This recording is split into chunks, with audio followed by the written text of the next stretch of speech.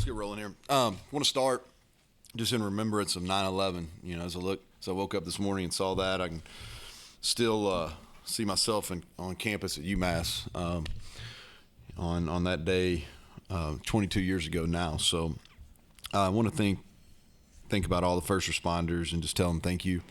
But media-wise, thank y'all for being here. Appreciate y'all coming out each week. We'll get a lot of attention nationally this week, but appreciate you all on a daily basis being here and covering us. We took care of business on Saturday night. Slow start, responded well after the delay, and got a convincing win, as we should have. You know, it was a fun night post the delay. I can't say it was a fun night before, but fun night post delay. Want to thank the fans that stayed. We had good energy in the stadium after the delay. You know, really good energy. I thought they did a good job game management-wise. Fans were into it, so that was fun. Quick Duquesne wrap-up. I'll kind of hit the good and then where we got to get better at. Special teams, the positives is our op times, both in field goal and punt, are really good. It was great to see kickoff-wise, touchbacks, and really good hang time. For touchbacks, we didn't have to cover a kick, which is always a positive. And then we continue to get really good pressure on opposing teams, extra points and field goals. And we handled all those specialty kicks. They never did kick it deep on kickoff return. I thought we did a good job handling those. We got to improve our punt coverage. Our expectation, our standard is to be elite there, and we weren't. Then obviously the miscue, you know, that disappointing start. Defense gets a 3-and-out. Duquesne actually goes backwards on their first series. And then we don't do a good job. We don't have a sense of urgency running up, pointing to the ball, and so that was the real negative on special teams. Defensively, I thought we played really physical. Played great against the run. You know, 0.1 yards per rush. Third down efficiency was good. We had 2 interceptions. Obviously, where we got to improve is on pass coverage, and it's really a few guys that are playing with some bad fundamentals. You know, whether it's not getting their hands on the 2 receiver and on zone drops, whether it's not looking at the quarterback when they should be looking at the quarterback. You know, it's but we got to get better, and that's only going to continue to get exposed as we move through the season, starting this week, unless we get that fixed. And offensively, you know, we had 600+ yards, 300+ rushing, 300+ passing. I thought we were really efficient end of possession, 3rd and 4th downs. There's one, we had a 4th and short that, you know, irks me a little bit that we didn't get. We were really good in the red zone, been good in the red zone 2 weeks in a row. And we had a bunch of explosive plays. You know, the negative is the turnover down there going in to score, and we had some drops, which we talked about after the game. And so, and the failed short yardage conversion that I talked about just a second ago. And so, wanted to kind of wrap that up, and then we'll release the players of the game. You know, I think that, but I know I don't want to take y'all's time away from questions because I know y'all want to talk about Pitt. So kind of to preview Pitt, rivalry week, 106 meeting. Obviously, this is the biggest rivalry that we have in our program here. And we understand that here, both in this building and from a fan base standpoint. You know, I didn't know this, Monty. I'll credit Monty with this. This is the first Saturday night true night game since 2016 here. We played a couple Thursday nights, but this is the first Saturday night true, you know, post 7:30 kick since 2016. So I know our fans are happy about that. It's a great opportunity for our guys. When you look at Pitt, you know, offensively, Coach Signetti does a really good job. They're multiple. They're a run-first team. Everything they do is set up off their ability to run the football. And at quarterback, local guy, he's big, he's dual threat, strong arms. Does a really good job when the pocket breaks down. And so we've got to be able to locate those, which we didn't do a good job the other night. But you know, he's a guy that's very well thought of in the NFL circles, and so he's gonna be somebody that we've got to prepare for sure. O-line, it's a veteran group, a lot of the same guys. I think their left tackle's elite. You could see him early in the year last year, and he's gotten better.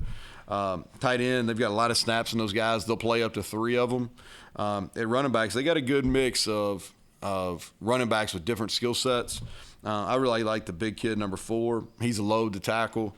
And the receiver, they're talented. They're big and they're strong. Means is back. Mumfield is a really consistent guy, and they've got a transfer from Florida that's a good player as well. Defensively, they're attacking. I think that's been the kind of the DNA of their program is what they've done on defense. And they've had a lot of NFL players. They like the pressure, and a lot of players roll in and roll out, but the defense looks the same. I think it always starts with the D-line with those guys. And I think Charlie Partridge, the D-line coach there, does a tremendous job. They're very good up front. They play hard. The Hayes kid is an elite pass rusher. At linebacker, some backups that have moved into starting roles. They're long. They played the run well so far early in the season, and both 23 and 11 can really rush the passer, and they use them to blitz a lot. In the secondary, a lot of those guys return. They're going to come up in challenges. This is a team that's going to challenge you, especially on the perimeter. They're going to play in your face, and we got to be ready for that. Special teams-wise, they kind of do what they do. Their kicker's really good, high touchback percentage. They've always been good at kickoff return, and that's something, if you look back, really since they got there as a staff, they've been good. And then on punt, we got to be alert. The running back who I just talked about, number 4, he's in the shield, so we're going to have to do some different things just to be ready for a direct snap to him. And so overall, it's an exciting week. We won't have any problem getting our guys ready. It's an exciting time, ABC prime time. That's what it's all about. And so looking to redeem ourselves from last time we had a prime time opportunity. So with that, questions? So obviously you know the history of the rivalry, but until you lived it last year, anything in that atmosphere? Really unique atmosphere. We had a lot of people in the stadium up there. It's, you could feel it. I tell this story, because and I don't mean this in a negative way at all. Sometimes our fans are given a bad reputation, which I'm sure that was probably earned at some point, but it's not, as far as opposing teams coming in, but I don't think that's necessarily the case anymore.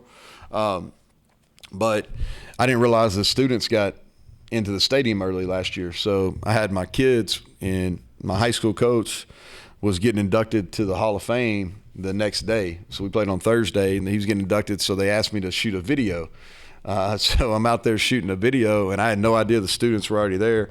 And here I come out of the tunnel with Dax, and he learned some new words. And so he wanted to know why they were giving us a number 1 signal with the middle finger. And so from that point on, I got a good understanding for what it's about. No, I think it's fun. I think rivalries make college football, a lot of the rivalries have kind of gone to the wayside, which is disappointing.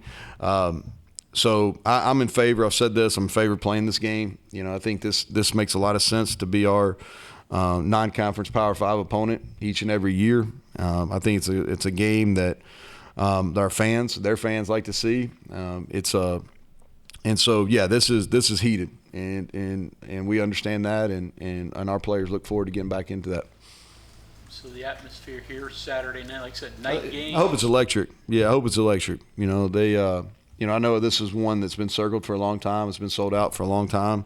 A lot of people coming into town for this, and so it's a great opportunity. Curious, when you talk to the opposing coach before the game in rivalry games, what is it? Small talk? Is it usually what it is? I don't know. It's one of those awkward things. Every head coach meeting before, I don't even know how that got started, honestly, but they're all awkward. You know what I mean? Like, it's good sportsmanship. You go out there and talk. If you really know the person, it's different. If you really know the person, it's you have a little bit more of a conversation, so to speak. The guys in the Big 12, you get to know because you spend some time with them, a couple times a year. But those are pretty. You talk without saying anything. I got you. It's funny you asked about that. They're rather awkward. Injuries for you guys? Anything that you can mention? No, I think that we're hopeful at receiver that we're going to get EJ, and this will be his first outing of the season. He practiced today, was trending that way toward the end of the week. I didn't see anything different. Traylon Ray worked limited today. I'm hopeful tomorrow will probably tell the story for him. Asani Redwood is back. He's going to fully participate in practice tomorrow. He did today as well. So that's a positive. We'll wait and see. Oliver left the game the other night, didn't come back. We'll wait and see how he progresses. Anybody else that you're wanting to know about? Devin, he practiced today. Yeah, he practiced today, and he'll play as long as he stays good all week. Yeah, Justin, he'll be back. Yeah, he'll be back. He probably could have gone on Saturday. We were careful. He didn't practice last week. He got hurt there close to the end of the Penn State game, but he practiced today, and we're hopeful he'll be able to go as well.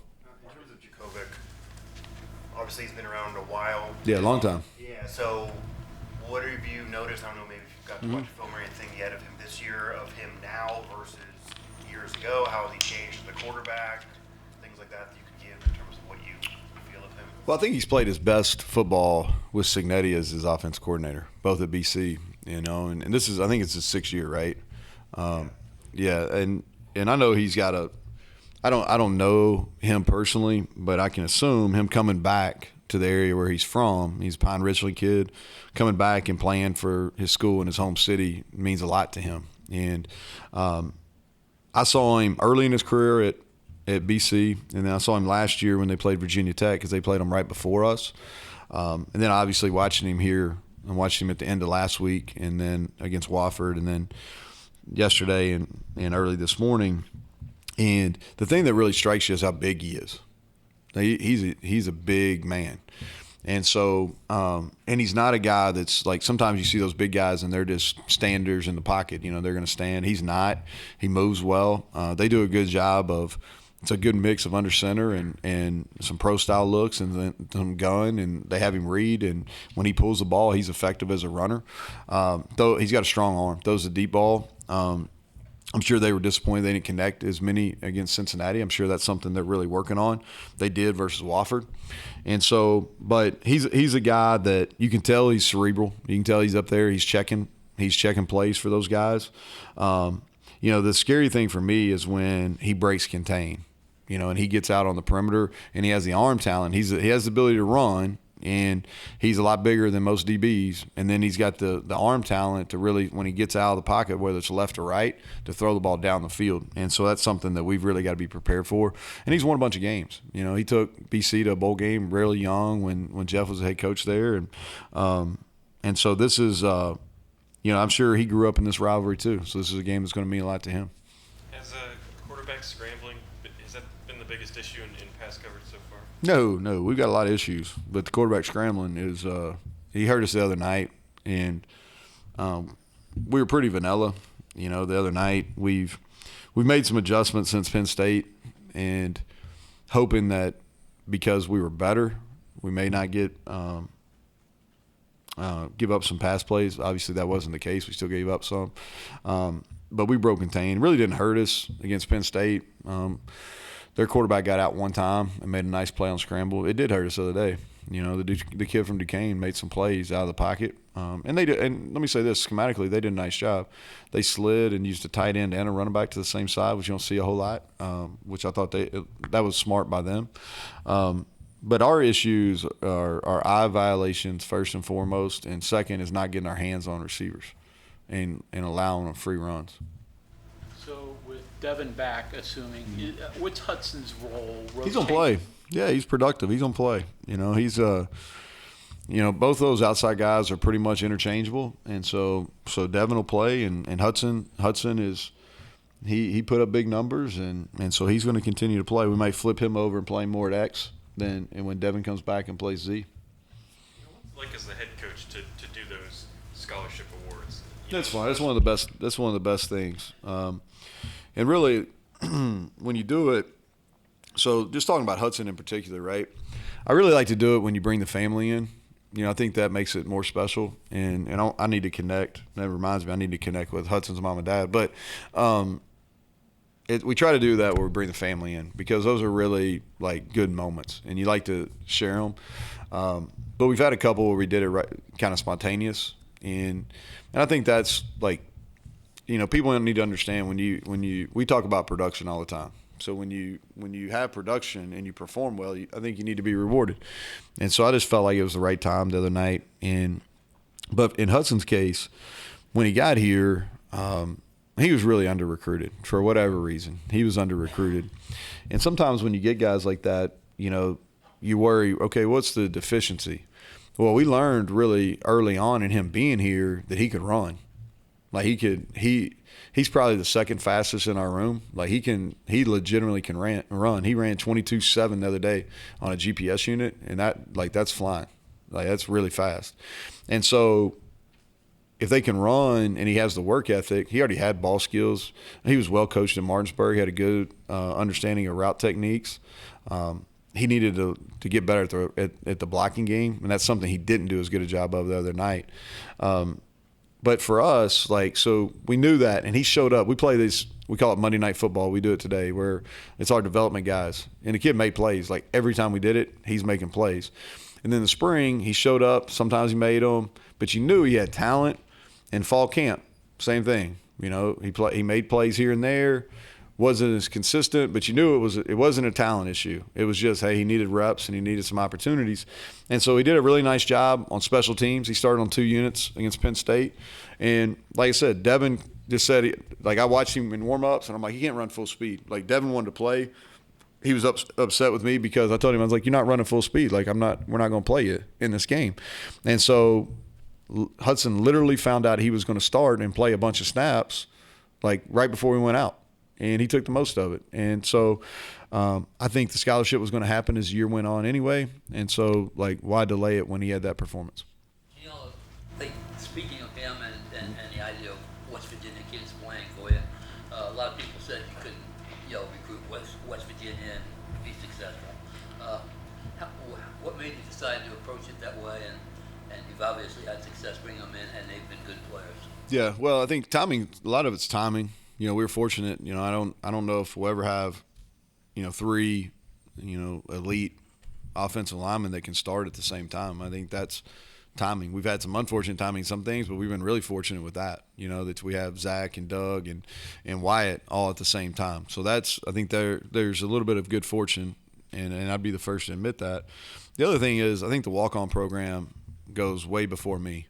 I think there's a long, long history of West Virginia kids walking on and earning scholarships and playing a lot of football.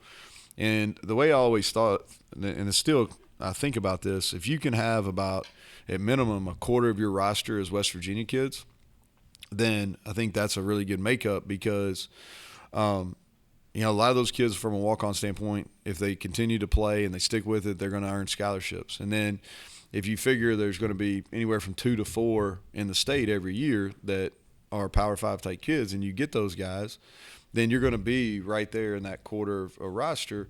And that's really important because, those guys, I don't have to go in and tell Doug Nestor about the backyard brawl.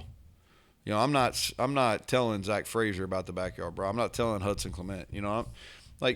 If they're from different places, they know about the rivalry, but there's some education that goes in that's involved there.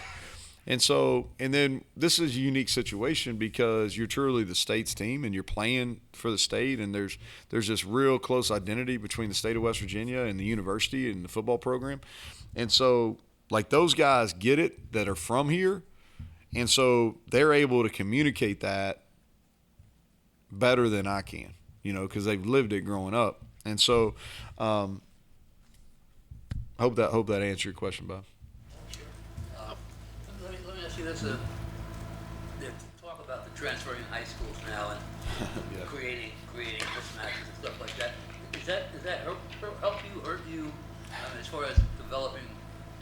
No, I just think I don't know. I think everything's trickled down. It's I'm probably more old school in that approach than most things. I just think there's something unique about representing the community you grew up in, and I think you have some real allegiance there. I don't think it really affects us at all. From a recruiting standpoint, you got to keep up with where they're at, but it's been that way in Florida and some other areas for a long time. And so it really doesn't affect us recruiting. It makes you sad a little bit that people bounce around, but it really doesn't. It's not a positive or a negative for us in recruiting. In terms of going into a big rivalry game, what are the strengths, weaknesses, differences of having it after a few games have been played, week 3 versus last year, week 1? Yeah, I don't know if there's I think there's a place for week 1 because if you think about it, if you go back, I mean, game day's there on that Thursday night. There's live feed. I can remember, being in the hotel and they're talking multiple, how many times they put SportsCenter on. They're talking about the backyard brawl and kicking off college football. So I think there's, you could make a strong case for it's beneficial being game 1. From a just a pure coaching perspective, you like to get some games under your belt before you play what your fans see as your most important game. So I could argue it both ways. I think that we know a lot more about our team right now than we did going into week 1 last year. I got a question for you here. Got into the analytic rabbit hole here, and I was looking at Garrett's passing numbers, and there's a big variance in that first quarter. I mean, that's his lowest completion percentage by far. It gets better as the game goes on. What can you deduce from that? Well, he's a ball of energy. So that's what so that's his greatest strength. So you don't want to necessarily he does a really good job of being that energy guy all the time. That probably works against him a little bit at the start of the games because he is so amped up. And so we've got to figure out a way, as a staff, and I'm talking about, everything from our sports psych people to, our strength and our sports science into coaching to get him to calm down a little bit, where he can execute it a little bit higher. Because when you're amped up like that and you're full of energy, like he's got like his ball, I'm not trying to get too specific here, but he throws a really tight ball. Like if you're ever down field level and y'all watch him throw, like he's got RPMs on his ball. Like it's a tight spin. And when he gets really excited, that ball comes out hot. And those balls are hard to catch sometimes. So, and he knows this and he's conscious of it. But it hurts him a little bit early in the game. So we've got to – he'll get better at it. It's just handling those emotions. I think leads the country in sacks over the last however many years. Yeah, they were number 1 last year. How do you get Garrett ready for that? Well, I think we got to help him schematically first and foremost. They do a really good job of scheming protections.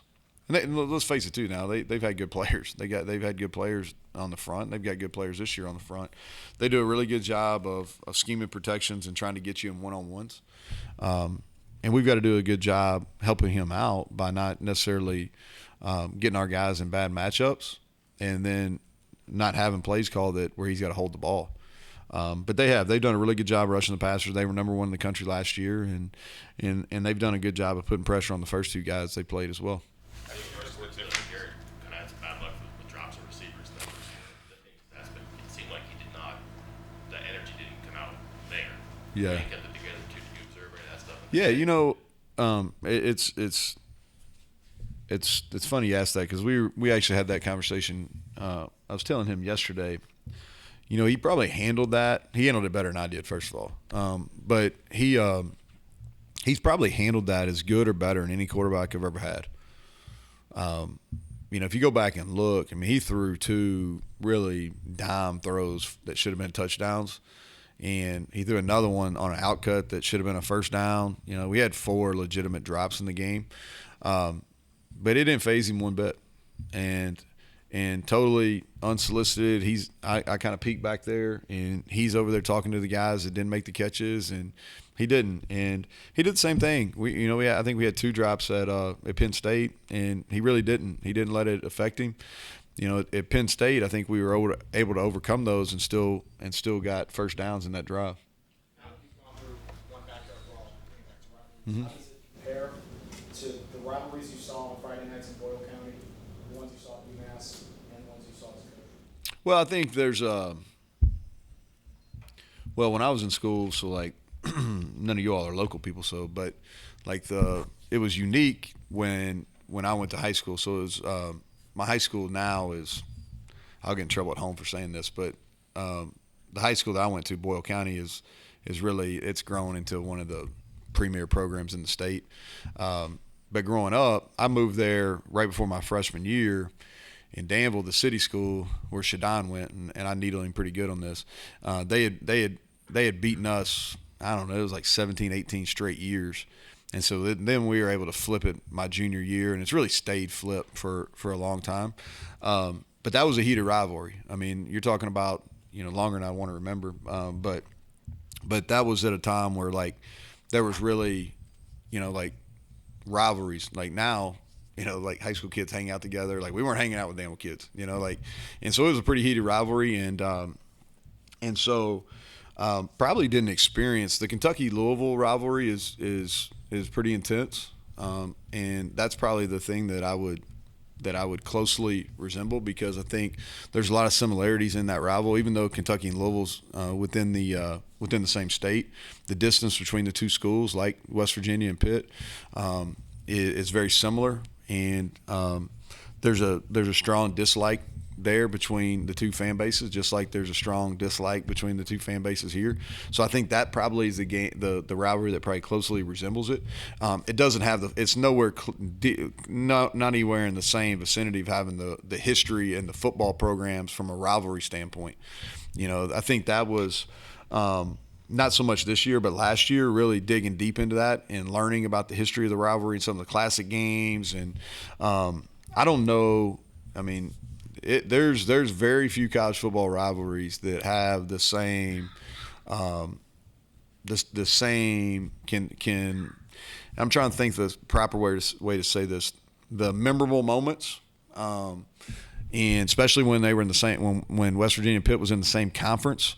Some of those games really hinged and on the whole, whether with some opportunities playing some elite bowl games, national championship, et cetera. And so I would say this is the biggest rivalry from a football standpoint that I've been a part of. I said a lot to say that. Played a lot of players, a lot of young guys that were probably redshirt. Anybody jumped out at you when you went back and watched among those that may not even play anymore this year? Yeah, Johnny Williams on the front. I thought he's a guy we've been excited about. I talked about him some in fall camp. I thought he did some nice things. Obviously, Jaheim was productive. We kind of expected that. He'll continue. His role is going to continue to grow. DJ Oliver, he showed, he's got to continue to work on some things, but I think you saw what kind of guy he is. He's a downhill runner, and he but I thought that was good. Sully Weedman is another offensive lineman I thought did a nice job. When you turn it over to defense, Corey McIntyre, we got him some snaps. He's productive. He's got a bright future. I thought and then Ben Cutter, we played him a lot. And he did some things that were really good, and he got exposed in a couple areas. He knows he got to get better. But he's the guy that we're going to need to play as the year progresses. Yeah, you said after the game, back to the drawing board, secondary stuff, personnel, scheming. Well, I think that we've got 2 games now. And without getting into it here, I mean, there's going to be some playing time. There's going to be some decisions made, like that. We've got 2 games on film where some people have not performed as well, and their playing time will decrease. Hopefully, Marcus Floyd's back this week too. That's the other one that I should have mentioned. He practiced today, and hopefully he'll look good tomorrow. And he's another guy that's played a lot of that'll help us back there. But there's going to be some demotions and some promotions and some decreased snaps from some people. The numbers aren't great there, just for the people we have, I think 4 or 5 safeties, 4 or 5 corners. When you have a situation where 2 games aren't great, you might make a change. Obviously, you have to keep those displaced people involved, engaged. Yeah, they're not getting fired. They're just, some snaps are just going to get decreased. But our numbers are not as good as you would like. We've had some evaluation mistakes at that area, and but we've also, I really feel like our personnel, while it's not perfect, our personnel's better than what we performed. And so we've got to get out and, like I said, schematically, there's a couple things that we can do that we didn't do, that we knew after the Penn State game. We just didn't make those changes in the Duquesne game just because we don't put them on film. And so we'll put those, we practice them all week. We'll put them into effect this week, and hopefully that makes a difference. To that end, is switching it up and promotions and demotions, you talked about, for lack of a better phrase, is that more because you got a couple games on film, or because now you're going up against the veteran high-level QB? No, it's more about putting it on film. Yeah, because I think what happens is you have practice, and practice is really important, and this is the way I always think about it is you have no chance if you don't prepare well or practice well. You have no chance. But just because you practice or prepare well doesn't guarantee you success.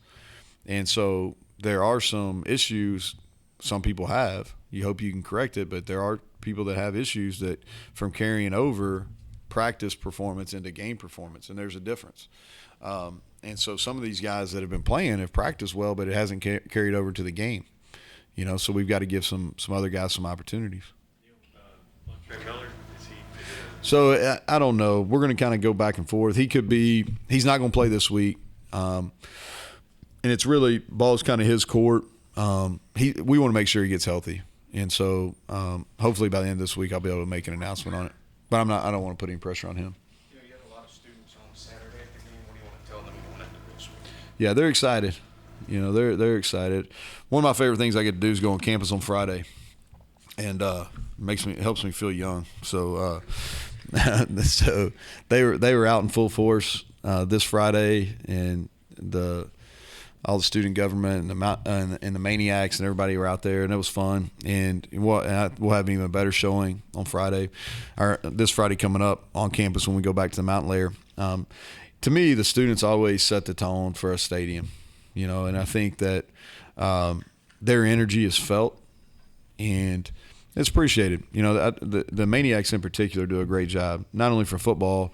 I go to soccer on Thursday night for the Izzo Bowl, and there's a ton of maniacs there at that game, and it's pouring rain, and a lot of them stayed. So I'll give them credit for that, and they stayed during the pouring rain of football too. So I love for the students to come, and I hope they have a good time getting warmed up for 7:30 kickoff. So, all right, y'all have a good week.